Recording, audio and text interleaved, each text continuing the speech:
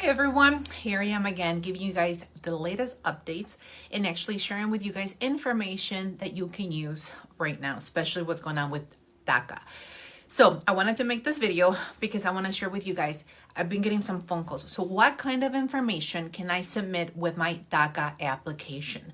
So that's a really good question because you really want to know, well, you're actually submitting 13 years of evidence to immigration to prove physical presence, and it has to be continuous physical presence here in the United States. And how do you go about proving this to immigration? So go ahead and start gathering your friends, share this Facebook Live, people who might be currently applying and they don't know what kind of information to obtain, what they're able to utilize, or how honestly to think outside the box. So I'm gonna do this Facebook Live with you guys so we can brainstorm together. Go ahead and post your questions if you have any concerns, any ideas. I'm gonna be going over what documentation you can actually use. I'm going to give you ideas to think outside the box. I'm actually going to share with you as well a very difficult DACA application that I had, in the sense that it had previously been denied by immigration, that another immigration attorney had prepared. It had been denied by immigration because there was not sufficient evidence to be able to prove to immigration that this person had been physically present here in the United States. So we were able to gather a lot of more information. We worked really hard. I was able to brainstorm with my client, and I'm happy to report that they were able to approve his DACA applications. I'm going to go through some of the tips that we shared together, and I'm just going to share with you some of the paperwork that we actually had to pull together out of different places, trying to come up with a solution. Okay, so I'm going to go again briefly over the requirements. So if you do want to apply for DACA, it is your first time to be able to apply for DACA. We have a very limited window. So please go ahead and submit your applications with DACA. Don't wait until the new year. I don't know what's going to happen. In fact, there is currently a pending case that we're going to hear oral arguments on the 22nd. And I don't want to wake up on the 23rd. And what do they tell us? Nope, DACA, no more new initial application. So again, I know you guys have been with me through this emotional roller coaster. We wake up one day, DACA is gone. The Supreme Court says yes. Immigration says no. The judge says come back and put it back on the table. It's finally back on the table. So please submit those DACA applications.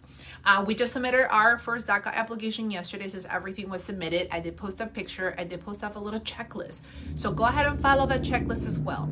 So you need to be able to prove, one of the first requirements is your identity. So who is applying for the DACA benefit? So of course, make sure you get your birth certificate. Make sure that it is translated, because clearly you were not born in the US. So unless if it's in English, your birth certificate from a different country, you do need to translate it.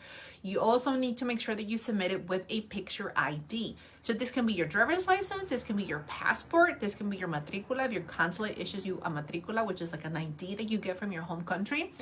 I have submitted some DACA application for kids who are very young. They're only 16 years old, so they may not have a driver license. But we're able to use their school IDs. So this is perfect opportunity to be able to submit their school IDs as identification documentation. So then what we did, we did separate it. So we put in their identity documents. The next tab we did was arrival into the United States before the age of 16. So as long as you have documentation, you might be like, I don't have anything before I came 16. But as long as you have at least 1 year, even if it was when you were 5 years old, you did it. You have proof to immigration that you came to this country before the age of 16. So it doesn't have to be, you don't have to prove I've been here all 16 years. No, as long as you have a couple of documents to show to immigration that you have been here physically in the United States before the age of 16, you're able to provide to immigration the proof, and your application should be able to be approved with DACA. So the next documentation that we did as well was another divider showing, look, I have had physical presence on June 15, 2007. So start from June 15th. So I had yesterday the client that we submitted. I had some stuff from April. I had some stuff from May, June, and then continue on through 2007. Then we added another divider, 2008. Then we do everything that you had for 2008. Again, minimum, I ask my clients to submit at least 5 documentation. If you can do more, even better. And then you do 2009, 2010, 12. We did 13 years consecutively, and we added all this information. So now you might be wondering, okay, I have nothing. I have looked and I cannot find anything. So I'm going to share with you some actually really creative things that we were able to find after digging for some information. So for instance, for the client that I was telling you, the very complicated case that he didn't have much documentation, we had to do a lot of digging. we were able to find actually his W-2s from 2009. So this is actually a copy that I'm sharing with you, that we were able to use a copy of his W-2s to show physical presence in the United States for 2009. So that was an additional document we were able to submit. He was also in Chicago public schools, okay? So this is some documentation that we were able, like I said, you guys get report cards. Use your report cards. This is a report card that we were able to go back and get when he was in first grade, second grade, third grade, fourth, fifth, seventh, eighth, ninth, 10th, high school. So your report card, it has your name, it has the school year of when you attended. Report cards are wonderful. So especially when parents tell me, I have nothing, but you have children. So use that information. Specifically, if you are a parent, you normally, and you have children, let's say I had my children in 2012 and 2013, you normally have prenatal care. You go to doctor visits. Once your child is born, you have the birth certificate. Yes, submit the birth certificate. People have asked me, can I submit the birth certificate? Absolutely, submit the birth certificate. Then once your child is born, you have to give them shots per month. So go check out their immunization records. Your name has to be up there as the parent who takes their child. And maybe you might remember, you know what, my daughter had an ear infection. I remember going to the doctor back on, on Chicago Avenue. Go back to the doctor. I mean, it's some digging somewhere. You can't just sit around your house and hope for just paper to magically appear in your desk. It's not gonna work like that. So you need to be able to do some digging. Go back to the hospital. Go back to the dentist. Oh yeah, I actually had a root canal when I was pregnant. My teeth broke. I broke an arm. My husband broke an arm. Whatever information you have, and think about it, your children's information, whatever happened to them, it's going to come back with your name on it. Your name's going to be on it as the parent, as the guardian. So school records, again, vaccinations, hospital records, medical records, you can use any of those, as well as what I was just showing you about the report card. So that was another document that we were able to use.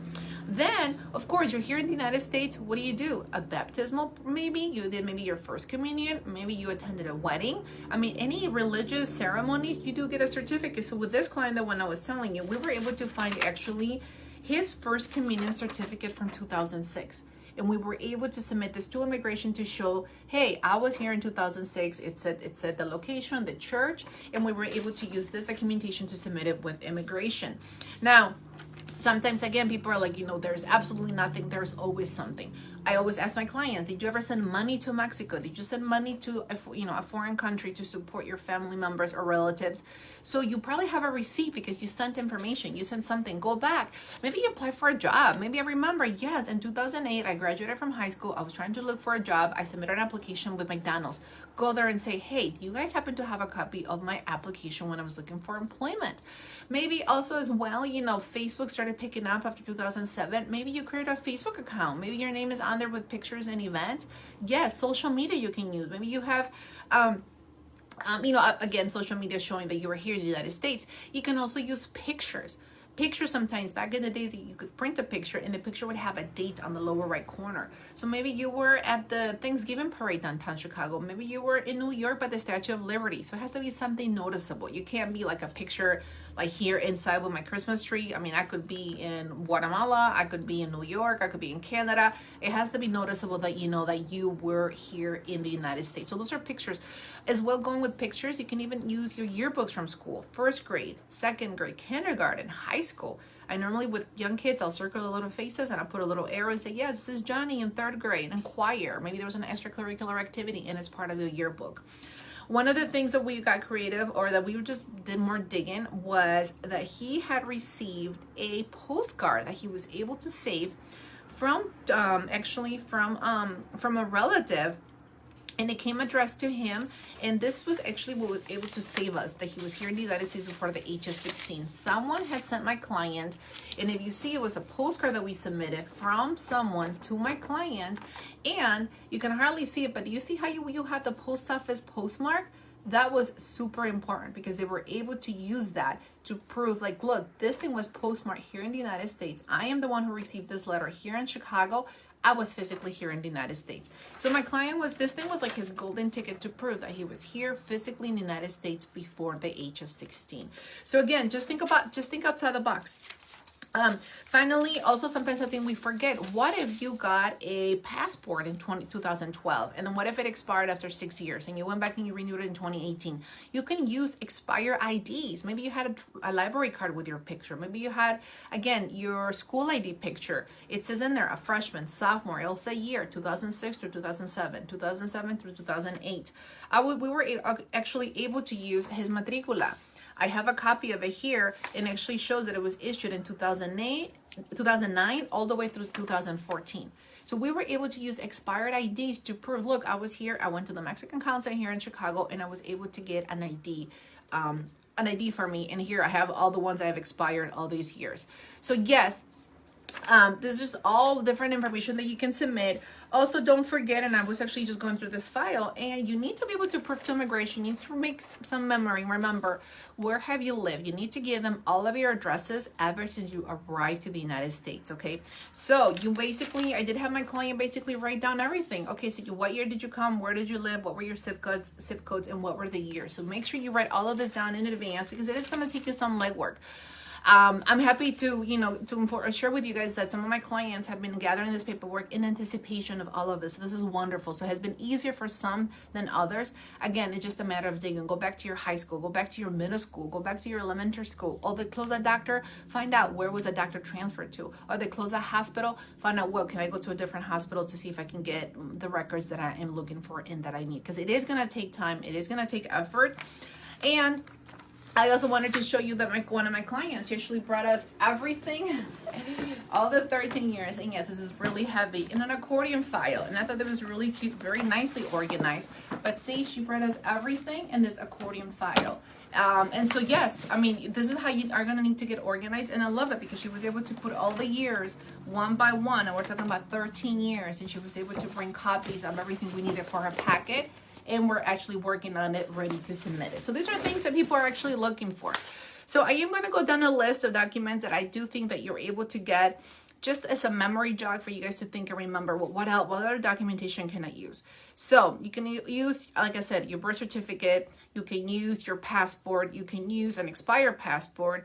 You can use a matricula. Maybe it's an expired matricula. You can also use, maybe you applied for an immigration benefit long time ago. Maybe you got a letter saying, yeah, we received your application for asylum. You can also submit that paperwork.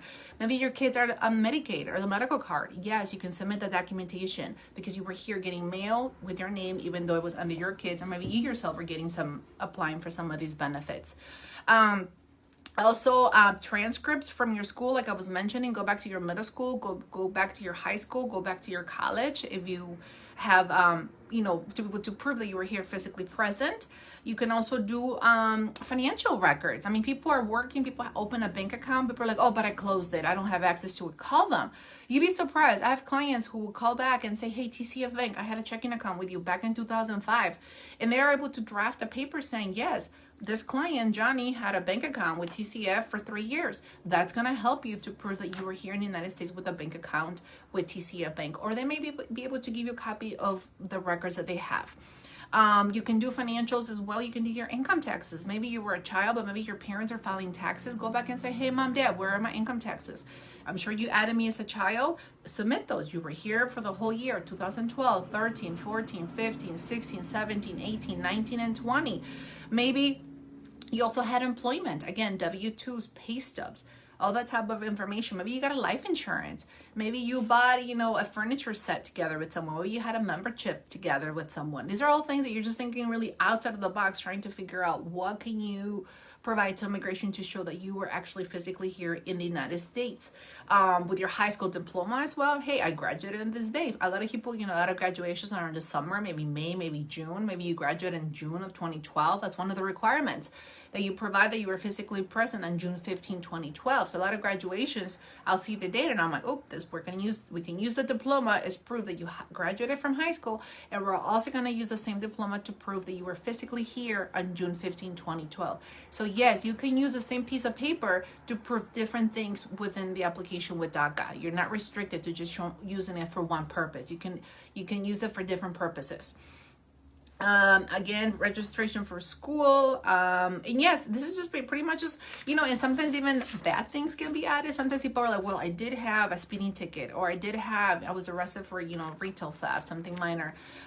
Use that information. Go back to the court and say, you know what, I had court, it was a speeding ticket. Go back to that court, because maybe you had, you know, you were arrested and you have a speeding ticket for something, and then maybe you have to go back to court, you know, 8 months later, and maybe they give you a punishment, supervision for 1 year, and you have to go back to court again. Honestly, believe it or not, all those records are proof that you were physically present here. So it may seem like it's bad, but it's something that's going to really help you to be able to show to immigration that you were actually physically here in the United States. So I hope this information has been helpful for you guys. Thank you so much for joining me. As you know, my name is Rocio and I'm an immigration attorney. Feel free to contact my office at 312-226-4232 or 312-Abogada. And you can always send me an email at rocio@lawrsb.com.